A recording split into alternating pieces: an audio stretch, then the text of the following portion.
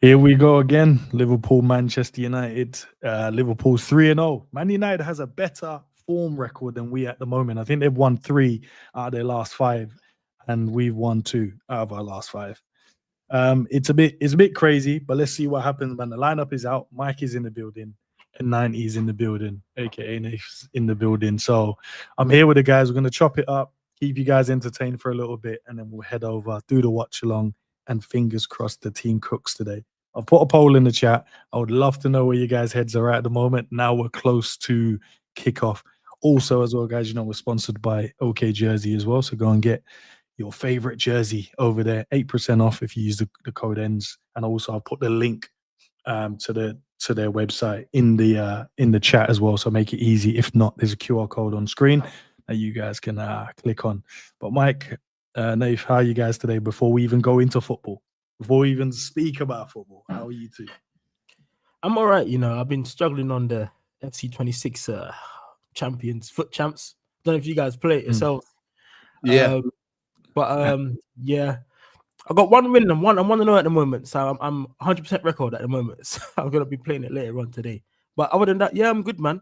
I'm good. I'm happy. I just hope my day can go well with the Liverpool win today, man. Listen, I don't bank your day on Liverpool. I'll tell you. Yeah, I know. Yeah.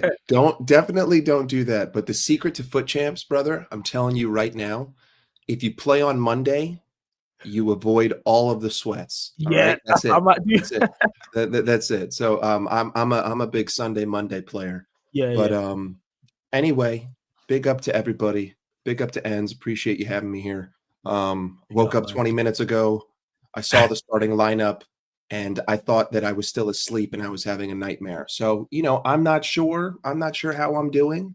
I'm tired. I got my coffee and now I got to wait an hour for, I don't even know what. I genuinely, I don't know what to say or what to expect. I have no idea. No idea. Nah, big up, man. Big up to everyone locked in as well, man. There's enough of you guys in the building. Shout out to each and every one of you guys. Let us know your thoughts, man. As I said, there's a poll there. I want to know where you guys' heads are at as well, because I predicted us to win today, but I don't know, man. I don't know. But shout out to Mike and Nate for jumping in. Their links to their channel is in the title as well, so it's very, very easy to go and support them as well. The lineup is out, guys. Let's look at the lineup then, and let's speak about the lineup, and then we'll go into a bit more and more detail as well. So Mamadashvili, Virgil Kanate, Soboslai in the 10. I would hope now, right? Bradley is in the team as well. Kirkes gets the nod ahead of Robbo. Gravenberch, McAllister, you would say in the double pivot. Gakpo left, Salah right, and Alexander the Great up front. The bench looks good, to be fair. Chiesa is on there, Jones is on there, Ekitike, Wirtz is on there, Frimpong is on there, Robbo and Rio. So an exciting bench. It looks like if we need anything in the game, there's something on there to come on and change it. Mike, you said you didn't like the lineup. I'll go to you first. Why didn't you like the lineup, bro? Listen, I'm going to keep it short because this isn't my own stream where I can just talk and my word is law. To me, it isn't about the players that he has decided to pick. It's what the players that he picked tells me about his tactics, right? So, I don't have a problem with Kirkes. In fact, I want Kirkes there. I don't really even have the biggest issue with Connor Bradley there because at least I know someone is going to underlap and overlap Mo consistently. Mo's not going to be isolated today because that's something that Soboslai doesn't do when he's playing there. So I don't have an issue with that. I also don't really have, as a player, Alexis McAllister, it's not I don't think that it's his fitness. I think it's tactics is the reason why he looks so bad, right? It's not about the players or their form. I would love to see Florian Wirtz. To me, dropping Wirtz is telling me that Slot believes Wirtz isn't fitting the system, not that the system isn't fitting the team, right? Slot playing Cody Gakpo tells me the same thing. Slot playing that midfield three, Connor Bradley there. It's almost like I'm predicting we're going to go out there, play exactly how we did last season, just substitute Kirkes for Robertson and Isak for Darwin Nunez. Could it work on the day? Yes. But How many times have we watched the 4-2-4 struggle against Southampton, Brighton, Fulham, terrible teams? So again, like my anger is not with the players. My anger is with what the player selection tells me about the manager's approach. Hopefully I'm wrong, but I don't think I am. I don't think I am. But I do expect them to still win this game. For as negative as I might be for the next 45 minutes, people, I'm expecting nothing less than a conviction. Than the Liverpool. Yeah. What about you then, Nath, bro? Because Yeah. I think Mike makes a valid point in terms of the selection just tells you we've seen this before. We've seen this picture before. We've seen this movie. We've seen this series. We know the outcome. We know the ending. Yeah. Or do you think we've listened to Virgil midweek, listened to the gaffer midweek, and they're saying things need to change, this needs to change, we're conceding 2 minutes crosses, blah, de, blah, de, blah. Or do you just think he's going the same way again, bro? No, I think he's reverted to type, you know. I think he's gone for tried and tested what we was doing last year and knows what works. And for me as well, I'm on the page of I just need us to start getting W's because the performance we've had has not been working. So this formation we have here with the three in midfield, it works. It works normally. So having Gravenberch now playing as a holding DM, he can do the deep line playmaker stuff. And instead of trying to get the ball in midfield and driving and scoring goals, I prefer him to just stay there and kind of secure the back line and just protect it a bit. And then we've got McAllister back in the 10, hopefully.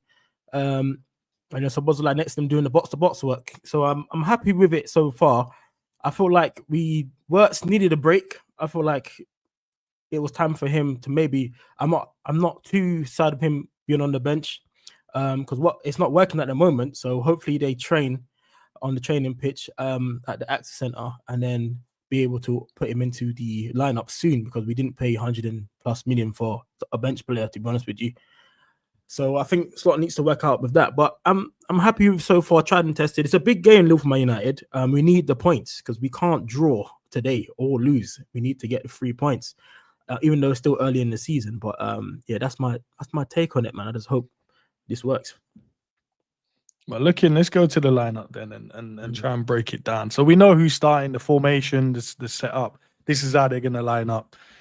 McAllister and Gravenberch are going to be the double pivot. Are they going to stay at double pivot though, boys? No. So that means we're gonna keep conceding these one pass through the midfield, and if they're not going to stay in there. Yeah. Are you able to drag things on this? Of course I can, my guy. Go on. Do me a favor. Do me a favor. Can you put all 4 of the front 4 at the 18-yard line? Because that's what we're about to watch, guys. Yep.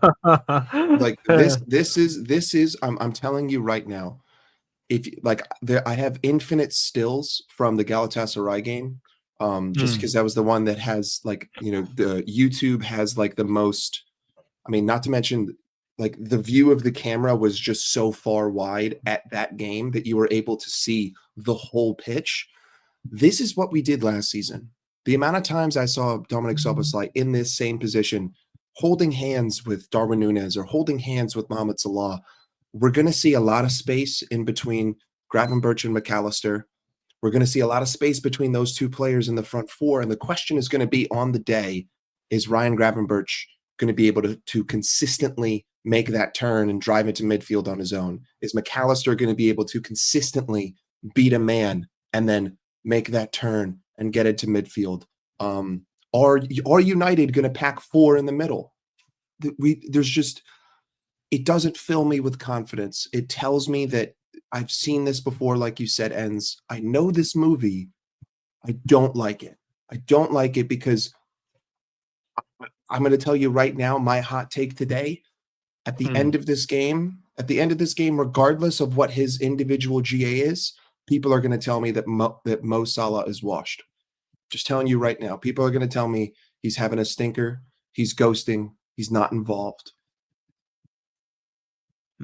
I'd rather see someone's where McAllister is in the midfield there. I pay 3 in the midfield. I don't think we should do the 4 if that's what you're thinking. I think we would be more balanced playing the 3 in the midfield and we can work through that way instead. See, look, So you're doing it. This is how Man United is going to set up. Let's say if Amorim sticks to what he normally does, the 3 at the back or 5 at the back when defending, the 2 holding midfielders, your 2 wingers / 10s, whatever you want to call them, and then your number 9 up front. Mm-hmm. Ideally, you're like, all right, if we're going to set up like this and we're going to offer options in these half spaces, then you're like, all right, cool, no problem. But on the turnover, these 2 can't contain these 2, plus these 2 10s / whatever they are dropping into these pockets here. So it becomes 2v4. That's not going to work. And this is what keeps happening when we play other teams. That Palace did the same thing to us. It's always when they play up to the big man, they're not done. I don't think Šeško is playing today, or starting today. So they're not going to have the opportunity to play into the big man for the hold up, the knockdown. And then they normally have these players rushing onto it and picking up those second ball. And Palace did that great against us. So maybe they start the game and realize, oh, it's not working, and then shift it and then put Šeško on to kind of try and get that kind of job done on us. But yeah, you can't leave just 2 players on their own in the midfield. I don't like it either, Mike. I'm with you on that. How can we combat it then, boys? Here's where I'm going to give Arne a little bit of leeway because the game hasn't started yet. If we operate this lineup, but Szoboszlai is actually playing as a number 10 and Mo Salah is actually dropping while we're building up, if Cody Gakpo is dropping, again, I don't want them to drop to defend. I don't want Mo Salah to drop in the build-up. Yes. Like if you look at the game against Bilbao, which was starting 11 versus starting 11, constantly Mohamed Salah was finding himself at our own 18-yard box on the touchline, essentially just doing triangles, playing simple football. And before the ball would even exit our half, he would be in the other half ready to go. I just think that if you throw away the 4-2-4 and you go to a more traditional build-up and you use triangles and you use support, you provide yourself more options. So play is going to be less slow. And B, you actually have the opportunity to counter press. So, if Mo Salah's in this position and he has the ball there and he loses it, well, he's got Grav, Bradley, and even Szoboszlai right there, who are all in a reasonable area to counter press that possession loss. Whereas, lately when you run the 4-2-4 and someone gets dispossessed, it's just acres of space for you to either drive or play a pass. So we could see something different with this lineup, just to be a little bit optimistic and sort of change the tone. I know I'm Captain Negative here, but that's what we would have to see. I think if we do this, because go on. No, I'm gonna say about the 4-3-3. I was gonna say if you play Gakpo and Salah more as inside forwards, right, they'll be more closer to the ball to pick up from the midfield. And then if we do have counter attacks, that's when we can get in behind and make the space. Because then that way Isak will have all the space between the lines to get through the defenders, and then you can play the through ball. And that's what Isak likes. So that's what I'm thinking is something we can do. And then just keep Grav as obviously the either holding or as a deep line to just collect the ball from Virgil or Konate, and then try and do the half turn. And then obviously you got Mac that can pick up the ball there and start attacks. That's what I would more refer to. Don't know if you guys think of anything different. Yeah, no, for sure. I think that this setup right here, fine. I mean, the only change I would make is in build-up, I would just compress the field. I think that our players get a little bit overzealous, right? It's almost like everyone is just 5 steps ahead of the game. You know what I mean? When the ball, if Connor Bradley has the ball here, our forward line is just a little bit too far. Just be a little bit more patient. Just compress yourself a little bit, more off-ball movement, and just if you want to play slow methodical football, you want to mitigate injuries, Arne, I get it. That's fine. It's just do it properly. Actually compact yourself. Actually build up the pitch. If you want to, leave Cody Gakpo on the other side and just say, hey, he's there for the switch. All good, but he's on his own island, and so is Kirkes. I just think that I don't know if I've ever seen Alexis McAllister play in the 10 when Szoboszlai and Gravenberch are there with him. I don't know if I've seen him play in the 10. I've obviously seen him play like left-sided 8, right-sided 8, but I don't think I've seen him. But he's picked up the edge of the box, like his position in some of the games where he's picked up and got shots away. But I don't know if he's played in that actual position on his own. What is McAllister's best position, you guys think then? Closer to the opposition goal. Yeah. Yeah. I mean, I don't know if I would categorize problems then. Yeah. But I don't know what it is. Is it like a right to left-sided 8 and then just get the advanced license? Or I don't know if it's a 10 as such. I think it's like a hybrid box to box. Like to me, I don't think any one of these.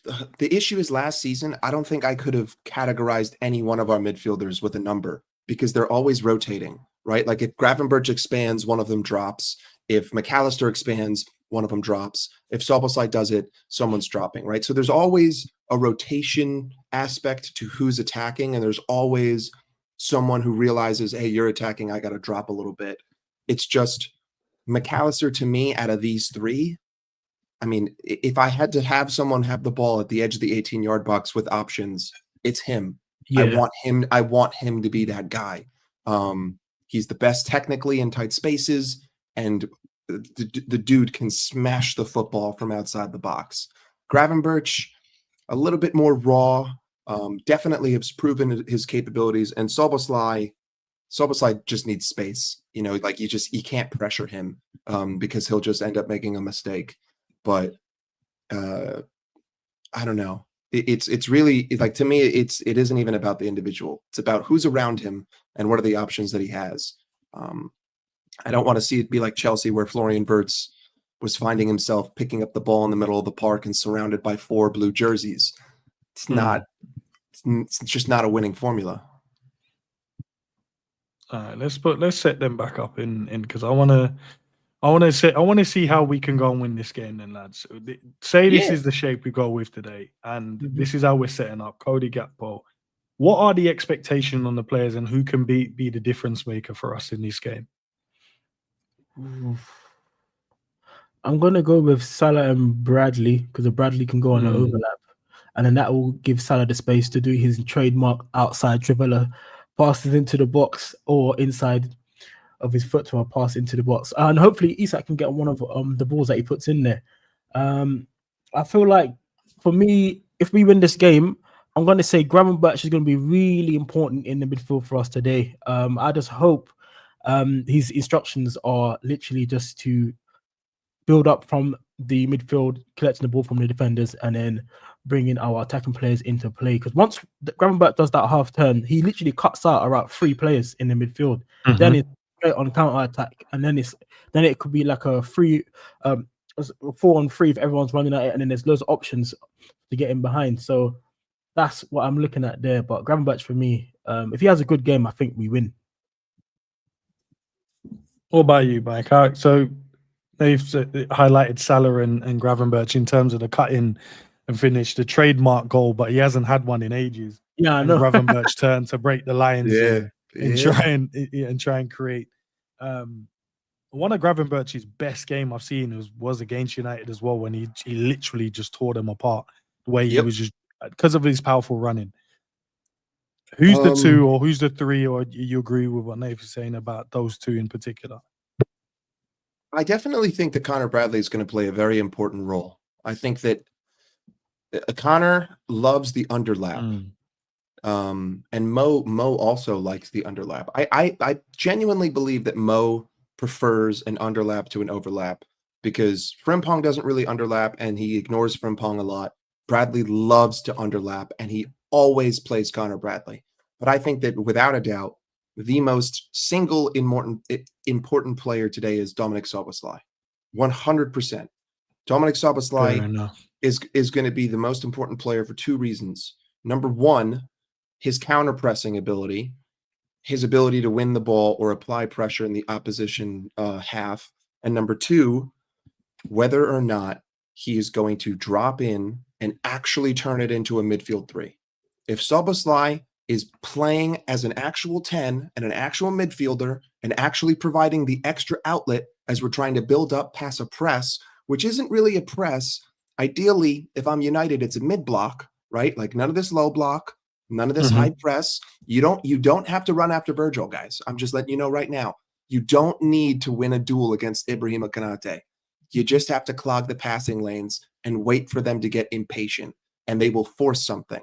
So Szoboszlai has to be the guy, the extra man in midfield, the extra 1-2. He is the point of the triangle today.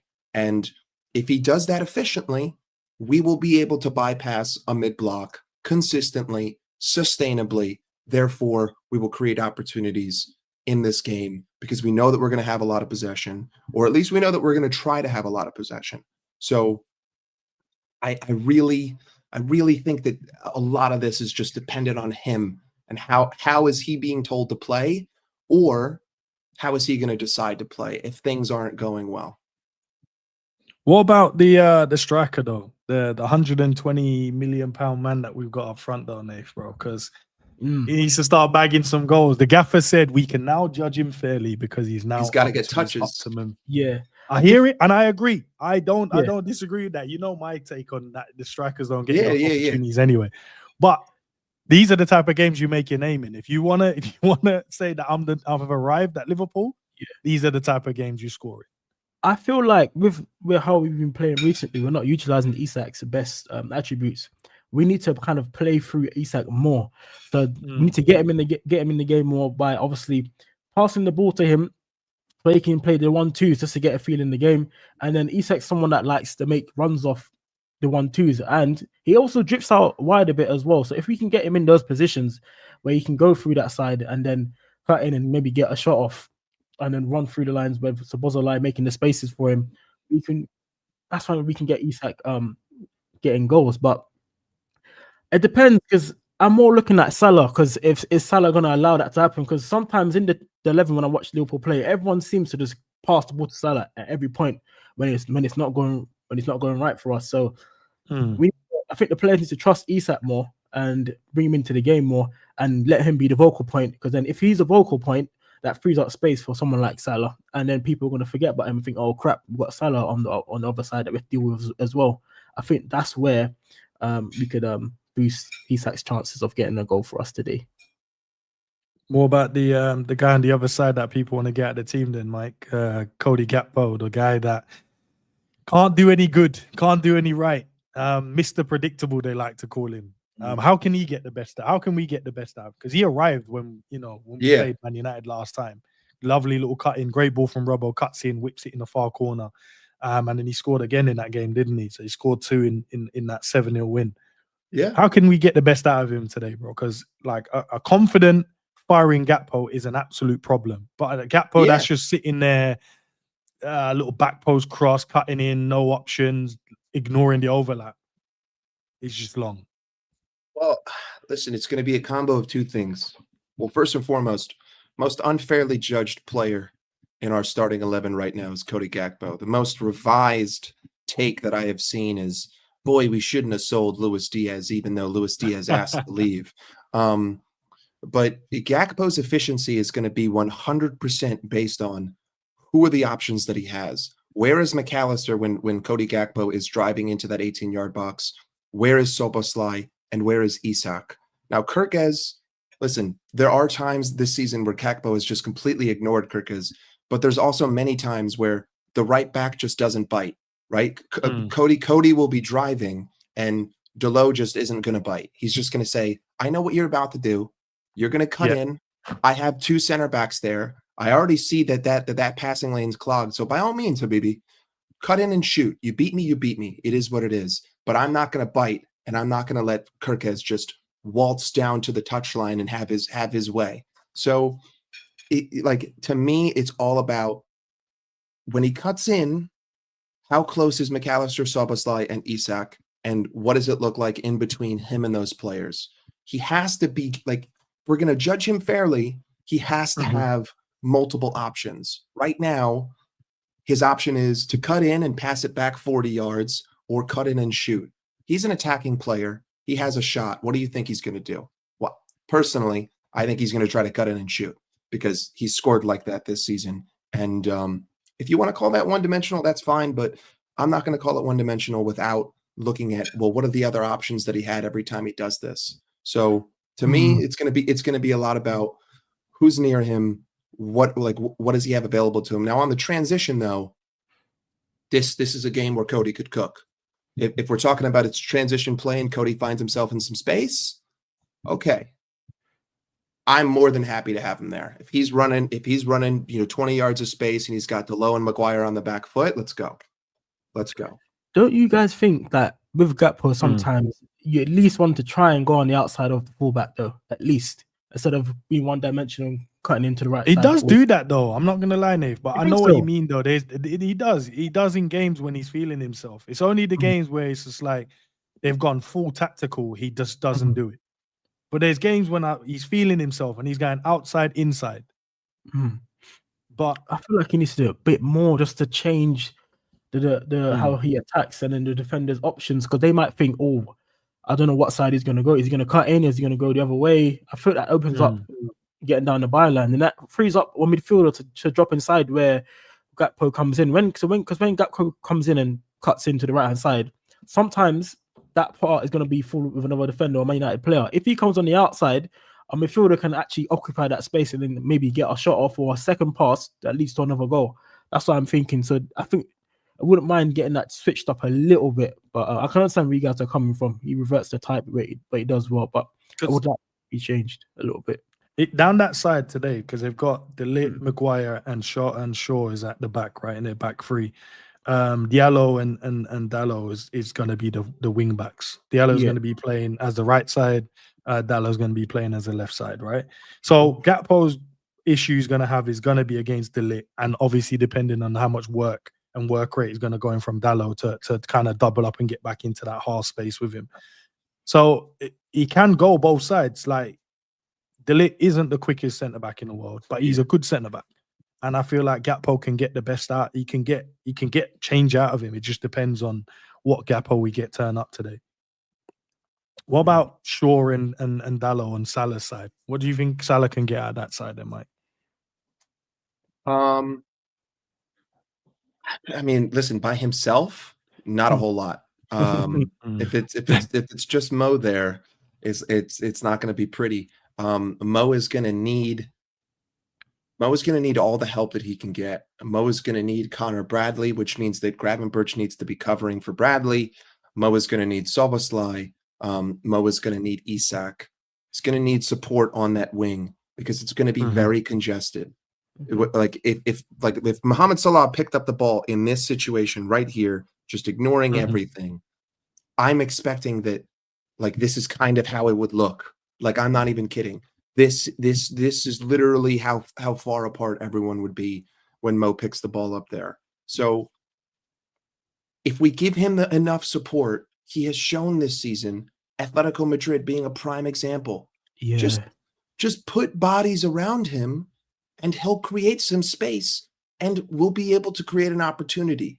But we got to be more compact. You know, the same goes for Cody and the same goes for Alex. It doesn't matter who has the ball. We got to be compact. Otherwise, I'm relying on an individual moment of brilliance, which Mo is more than capable of. But has he proven this season that, you know, he has those boots on? No. Could this be a game where he just laces them up and says, you guys remember normally Chelsea? He does against United, Mike. That's what he normally does against United. He normally turns it on for them. Which is fine. But I'm not going to sit here and like balance or base my analysis off of Mohamed Salah scoring from outside the box or like Mohamed Salah pulling off something crazy. If it happens, it happens. But that's not, we shouldn't be consistently saying, let the players just make magic. That doesn't make any sense. What about this fella? Because he's been the other guy as well that I feel like today is gonna be one of those games where he has to show what he's about, show a bit of bottle, show a bit of a steal, because he's gonna be playing up against Mbeumo, Kirkes. And Mbeumo is gonna be the one down his side. Dave, you pulled a face then. What's the expectation? Bro, it's like Mbeumo ain't set the Premier League alight since he's he moved. hasn't. Like, Yeah, do you know what I mean? It's do you know, with his Kirk is, I think he overthinks things a lot. When I see him play, I feel like he just needs to do the basic stuff first, and then he'll do okay. So with Mbeumo, obviously it's a mismatch regarding pace. So if Mbeumo gets behind, it's going to be a long day, in my opinion. But I feel like all Kirkus has to do really is play well in the triangles, play the 1-2s, and then obviously I'll say not go as forward as much, but when there's an overlap opportunity, you can try and make it, then do that. But I feel like I'll play it safe for the first half an hour. Really, don't do too much just in case. I know we're at home today, aren't we? Yeah, so yeah, we're at home. At home, just play it safe for a bit. See how my United's players are picking up in the spaces, and then choose when to go and help. Obviously, Gakpo, if he's available to do that. But I think Kirkus just needs to just play a bit basic. That's what I can say on that one. Because if Mbeumo gets in behind, I just don't see how Kirkus can recover. Maybe I'm being a bit too negative, but I've seen Kirkus run against defenders and look like he's stuck in the mud. I don't know how you guys feel about it. I think you're being a bit too harsh, my guy. But it could be reactionary a little bit, but that's how I feel, man. When I see him running. No, I hear it. You feel like you want to feel. Yeah. I'm just saying, it feels a bit harsh. Had games where he's done well, but I'm just feel like if he sticks to the basics and not be a bit jittery a lot, because when I see him playing, he's always jumping up and down, sacking himself up. This needs to chill out for me a little bit, and then he can play his football. Because at Bournemouth, he was obviously given the time and the space to make those decisions. I feel like at Liverpool, if he gets that time and space, he'll be able to do what he was doing at Bournemouth, and then he'll become the left back that we all wanted to see. Fair enough. Mike, one of the guys that you've openly kind of defended, I've seen online, you don't think most of it is down to him, but he's been thrown under the bus quite a lot. And obviously Konate is fit, and one of the fears was he's not going to be fit for this game. And I wanted him to be fit because I think we need him in this squad. What's the expectation for him today? Another one of my boys who just gets unfairly destroyed. People viewing the game from a top down, not looking from the bottom up, not asking themselves, why does man look like he's getting cooked? Listen, same thing goes for Kirkes. If he consistently finds himself in positions where we're completely caught out and the other team is just marauding up the field, I mean, bro, I don't expect consistent perfection. Like, you're not set.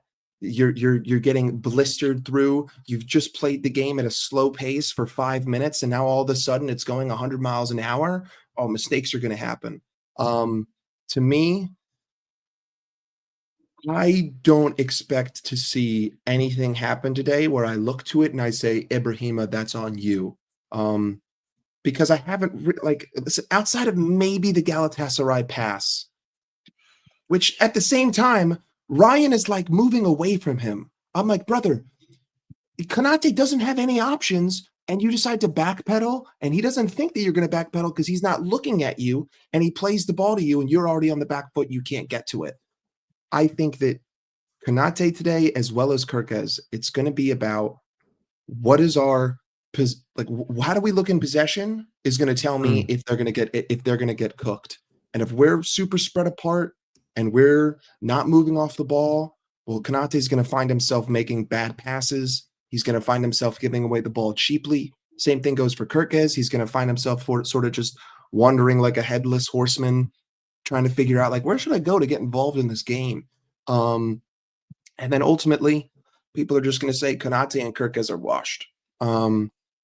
But listen, he's a very solid defender. He's very physical. Whether you want to talk about his ball playing capabilities, it doesn't change the fact that he's a great defender against wingers. And I think that that's what we need today. I think Kirkes has proven that when he wants to show up defensively, he's excellent. If I see a stinker from either of them, the first question I'm going to ask is, where was the rest of the team? Because defense doesn't start at the back. Defense starts in the middle, and defense starts at the front. What I don't want to see from him, though, and what will really anger me, is if Konate shows up and he has 90 touches today, like he did in Turkey. If Konate has 90 touches of the ball, Habibi, I don't care what you did defensively. No center back at Liverpool Football Club should be seeing as many touches as all 3 of our front 3 combined. Nah, listen, I hear it. Big up to the chat, man. I hope you guys are all, feeling good, man, about the game. I will look at the poll and see where you guys are at. But look, the team is strong enough. The team is good enough. The bench is good enough. The quality is there. Is there anything you guys would personally change from the lineup? Not say that we know the tactics are going to be the tactics, so we can't change that. But is there anything that you guys would change from a starting 11? Chat, I'd love to know as well. Who would you not have started today? Or are you all kind of happy with this lineup? I'll go with one. I would have liked to see Chiesa get a start. I don't know what you guys think about it, because for me, for who? Gakpo. For my opinion, because when I see him coming off the bench, every game I've seen him come off the bench for us, he's actually changed it in a way where he's been more attacking. And when he finds those small pockets, when he's in the box, he's dangerous. I can see, obviously he's got goals for us as well. I feel like his link-up play as well. He just knows what he's doing now. Compared to what obviously last season when he was playing. But for me, I feel like Chiesa deserves to start. I feel like he's attacky tacks well down the line, and he picks up pockets in the midfield. He interchanges with the midfielders, picks up the ball and drives at defenders. That's what I want to see, really. So yeah, man. And I like his little finishes that he's done recently. So I would like to give Chiesa a chance on that one there. I don't know what you guys think about it, but that's my take on it. Yeah, no, 100%. I agree as well, bro. I agree. I think he should start. But you could pick either side, didn't it? Salah or Gakpo. Yeah. I know you chose Salah Gakpo against United. Can't drop Salah. Yeah, that's where you go. Do you know what? Give him this one, because it's United. Yeah, 100%. His brother cooks them every single time. So you'd probably. But I'd love to see him. Especially, did you guys see the clip where he dropped Bradley with the step over, man, and then hit on the left foot? Nah, he's so sharp, and I think we wasted him. And I know there was obviously, the rumor of he had a knock after the Southampton game. But I felt like after that Southampton game, I feel like, we should have put him in the starting 11 from that point on. 100%. Because he deserved to get a start. And not to give him the opportunity is crazy. And the gaffer, just the way he speaks about him, he'll get his opportunity. Like, when though? He doesn't like it. Because I feel like he can, I feel like he can unsettle the 11. I feel like he can disrupt it by getting in there and holding down that spot. And because he's unpredictable, and a lot of the players in the Premier League, they have not played against Chiesa like that. So they don't know what he's about. They've probably done their research, but they know what Salah's going to do. They know they've played against Cody. They've played against Salah for years now. They know. But Chiesa is still the unknown, because he hasn't played. Partly partly him being unfit or injury, or the injuries, not allowing him. But since he's been fit, and he's put in some good performance, I feel like he should start. But what was you going to say, Mike, before I jumped in? Chiesa beyond deserves. Yeah. He beyond deserves to be there. I would have put. If we're talking about what I would have done, not what Arne would have done. Frimpong. I mean, Tyler Jones said it. Frimpong instead of Bradley. Soboslai next to Gravenberch. Verts in front of them. Chiesa at left wing. Like that's how I personally. Yeah. Okay, personally, so that's how I would Frimpong in and move Sobo back here with Graves. Yep, and then Verts up front. And Verts in because there, and then Frimpong on that right back. Outside of Cody Gakpo, this is what we did against. This is how we played against Madrid, and we should have been up like 4-0 in that game. That was by far the best that we have looked in possession in the first half of a season against a formidable side, against the side that is a worthy opponent. I don't care about any of this excuses of, well, that's Champions League versus Premier League, blah, blah, blah, blee, blee, blee. Atletico Madrid play a low block, bro. So does like 90% of this league. So I don't want to hear it. And it doesn't change the fact that the core principles of the team were just so much better. Because if you go back and you watch that game, and I encourage anyone in the chat to do so, if you haven't, you will understand everything I say, because you will see all of the triangles. You will see all the movement off the ball. You will see the compact structure. You will see the 1-2s. You will see the opportunities. So to me, again, Chiesa is the one in here that didn't play in that game. But I think that the guy has had, he's a goal contribution every 68 minutes. I think against Southampton, probably our best traditional winger performance of the season. I don't care if they're not in the Premier League anymore, because guess what? Southampton would probably be right around where United are. Maybe not actually. I know that they had a record terrible season. I'm just making a joke. But to me, this is what I would like to see fielded. I also listen. There's a very real possibility that at some point during the game, this collection of 11 players is on the pitch. And if I really pray we don't have to see it, but if we find ourselves with 10 minutes to go and the game is tied, if these 11 guys are on the pitch and they throw out what Arne Slot said, I'm confident that these guys will be able to put the pressure on. They'll be able to create chance after chance after chance. Not a position I want to be in, but it's good to be able to have these guys here. But at the same time, why can't we just start like this instead of trying to rectify our mistakes? Why is it that every game I got to sit trying to fix it? Yeah. And why is it that it's a trait now? Why is it that something where I can applaud Arne Slot for is his halftime difference making? I'm like, brother, if it's the same difference making every halftime, why don't you just start the game with the change that you would make? And then we can go from there. But yeah. What about Ekitike as well? Because I think he deserves to start. And I'm on board with starting Robbo as well. I don't know what you guys think, but I'm on board with starting Robbo, and I'm on board with starting Ekitike in this squad. But I like everything else. I think Frimpong there. I'm a fan of Sobo and Gravers as the double pivot. Yeah. There's no point of having Vert sitting on the bench. You play him. These are the type of games you want to play him and stuff like that. Unless you're going to bring him on. If you bring him on and he's like left wing or something crazy, then I might have an issue with that. You'll get me started, bro.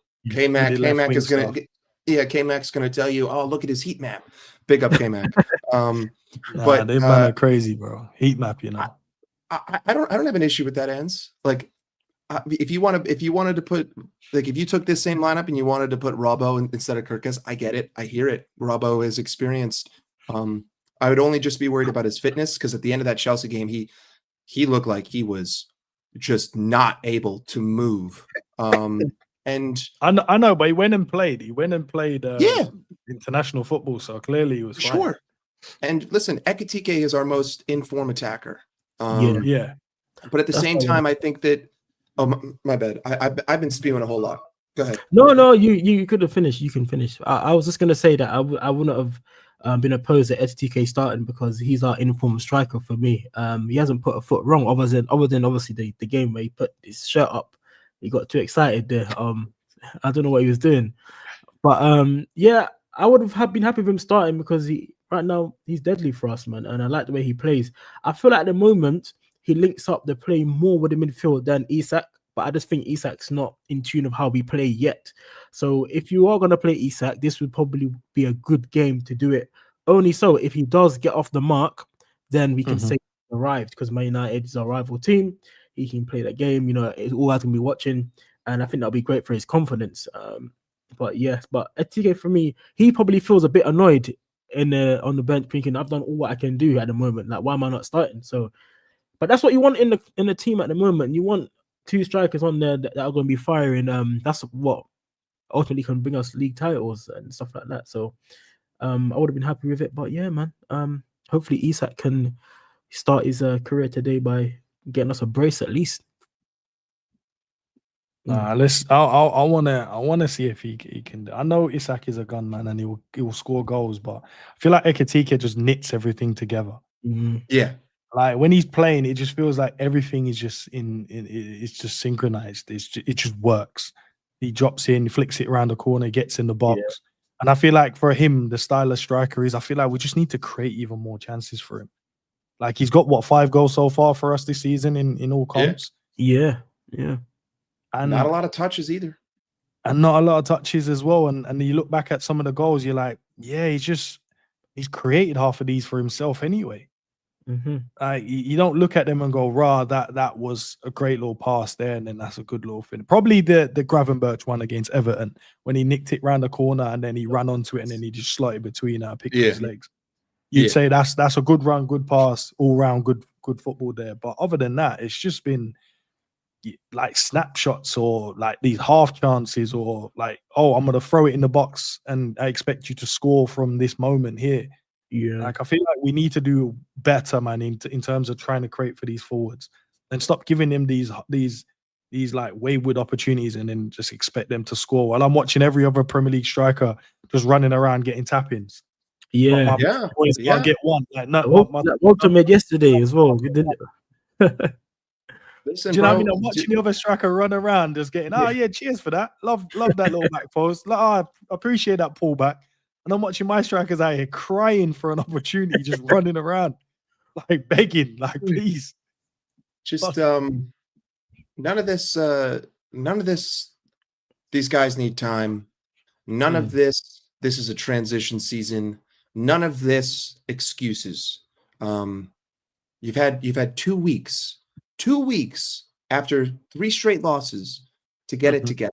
You've had 2 weeks to sit there and watch film all day. Arnie, you're getting paid millions of pounds. Demonstrate the fact that you have been watching film. The players on the pitch, demonstrate the fact that you have been watching film, right? Show me today that you have learned something from the first 12 games of the season. And to me, like, regardless of who's starting, regardless of everything else, that's what I need to see. I need to see that you have at least attempted to rectify the mistakes. And if individual brilliance carries me over the line from there, I'll say, well, at least we're going in the right direction. What I don't want to see is Alexander Isak or Hugo Ekitike being subbed on, and I'm finding that they're getting a touch every 5 minutes. Yeah, like, you know, no matter what we do, no matter what player it is, you know, how whoever online is going to say, oh, this guy's ghosting or this guy isn't showing up, all these trigger words, just please ask yourself, like, well, what does everything else look like? What does the structure look like? What does the team look like? And I would encourage everyone in the chat to find a spell of the game where you feel like it's a little slow, it's getting a little boring, we're passing the ball around the back a lot. Just do me a favor, look at everyone who doesn't have the ball for 5 minutes, 10 minutes, and then come back to me and tell me that I'm wrong. Come back to me and you'll see what I'm saying. Listen, it's going to be a big game, man. Guys, I want to press you guys for a score prediction. And I also want to, before I ask you guys for your score prediction in chat, I want to know yours as well. I want you guys to kind of give me your prediction of how the first half is going to go and then the second half. And then I'll get your score prediction after. How do you think the first half is going to go? How do you think the second half will go? And then throw in your score prediction in there as well. I'm going to surprise everyone, yeah? I think we're going to do a first half blitz. It's going to be 3-0. I was going to throw it out there. I'm going to throw it out there. And then second half, it's going to be a chill, composed 1-0 win in the second half, 3-0 in the first half. I think we've all 4-0. I'm going to say we've all been on a downer for a bit. I feel like we had a nice little break, and Liverpool is going to come in and say, listen, we're still here, and just slap Man United, and we're all going to be gassed afterwards, seeing the change. I think Isak gets 2. You know what I'm saying? Salah's going to get 1.